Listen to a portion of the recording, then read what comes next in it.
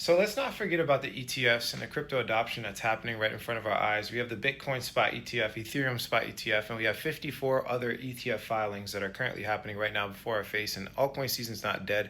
They just lied to you. I just think it's insane that we have this opportunity right before our eyes where pretty much in last cycle, 2021, we see these types of returns on the top 10 altcoins by percentage increase. Percentages, I just want to be very clear with you guys, is all I care about. I'm saying this in a calm way because I've experienced it multiple times. I've been through 3 cycles and I do not care, but this is what I do care about. Is making money. If the goal is to make money, you need to keep your eyes on the prize. People can't even wait 3 to 4 years for this. This is like turning $1,000 into like hundreds of millions, right? Now, obviously nobody's going to buy the exact bottom and sell the exact top, but if you're in somewhere in the middle there, you could probably get like a 400% return, right? I personally believe the main problem is you guys are too attached to the regular crypto stuff and you don't look at the world. Okay, see, the world is not in this realm. It's not even close. As you can see right here, the average return for hedge funds in the past 2 years was 13.5% a year. So we're talking about hundreds of thousands of percentage opportunity versus 13.5%. These are the greatest hedge funds in the past 2 years. I want you to think about that for a second. And I also want you to get out of your feelings because even if you lost 70% this recent cycle, you've been waiting and you've been patient and you've been freaking out. Oh, everybody, oh, where's the money? Where's the money go? Oh my gosh, this guy lied to me because I can't wait more than 2 years. Well, look, if you put 10,000 in the market, you lost 70% with $3,000 remaining. If you get a 500% return on that $3,000, you're going to have an 80 plus percentage, which is like 3 times the amount of the traditional hedge fund. So meaning even if you're down a lot, if you can stay focused, do not give up and double down on the altcoin season, get your cash flow up and start buying some more altcoins and maybe get more professional with your trading. Get more professional with your trading, right? Focus, lock in, and stop gambling, right? You can get your life back on track and really get your portfolio back. But if you give up, I mean, I can't help you. Nobody can help you. And if you don't give up, well, this is for you, right? These are crypto ETFs that are not Bitcoin, okay? Guys, catch this. Bitcoin's at all-time high, okay? It's been fighting all-time high. Everybody's freaking out about Bitcoin gonna go past all-time high, et cetera, et cetera. But like, bro, they forget. They forget that there's Avalanche, XRP, HBAR, right? Solana ETFs that are currently pending. And the Ethereum ETF went through, the spot ETF for Ethereum actually happened, but see, the thing is there was no capital inflows. We do not have hype in the market yet, not even close. We have not experienced an altcoin cycle. This whole narrative of people saying that all the money went into Bitcoin treasury companies was a lie. Somebody finessed you, bro. Somebody finessed you into thinking that this wasn't going to happen. And I'm telling you, it will. It's just an extended cycle, and I think it's going to probably be the biggest one we ever experienced. I mean, just think about it for a second. Trump didn't launch a Bitcoin coin. Do you guys know that Bitcoin has a layer 1 where you can launch your coins on the Bitcoin network? They have that actual technical capability now. Did you know that? Did you know that? Like, people don't comprehend this. Is like, he launched an NFT collection on other crypto assets, bro. His wife launched Milena coin, Trump coin. These weren't on Bitcoin, bro. Okay, you got to comprehend that he made almost like what, I don't know, 20 to 40% of his entire net worth not on Bitcoin. Probably some of it was on Bitcoin, but this dude was all up in crypto, man.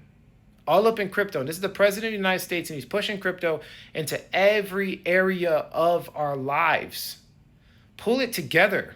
Like, do you really think the Federal Reserve, the people that control the United States dollar, is going to just adopt Bitcoin only? Like, bro, what? They have significantly more control over the altcoin networks. Of course, they're going to want altcoins. They might sneak it in like a Trojan horse to finesse everybody to thinking that Bitcoin is truly decentralized and all that. They may be like, oh, yeah, everybody adopt Bitcoin while they're finessing in the altcoins. So I don't know about you guys. I'm trading with the elite. I'm going to be trading with this. This is what I want to trade with. This right here is the Bitcoin spot ETF, and this is the Ethereum one. And I'm telling you, we have not experienced the demand from the Ethereum spot ETF. The altcoin season is going to come. A lot of these people that have been investing in Bitcoin ETFs with their retirement, they don't even understand. They can't even comprehend. They can't put 2 and 2 together that this is where the money is at.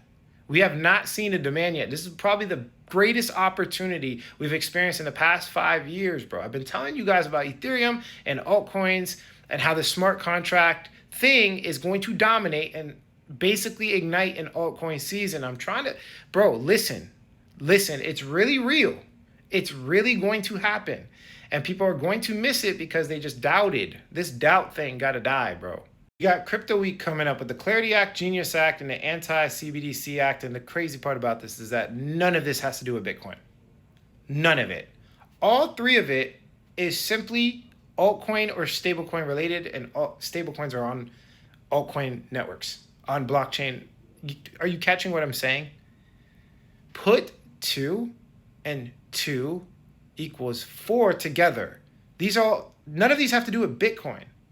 Also, we know the Federal Reserve has publicly claimed from their mouth and from their projections that they're dropping interest rates by 2.25 basis point cuts.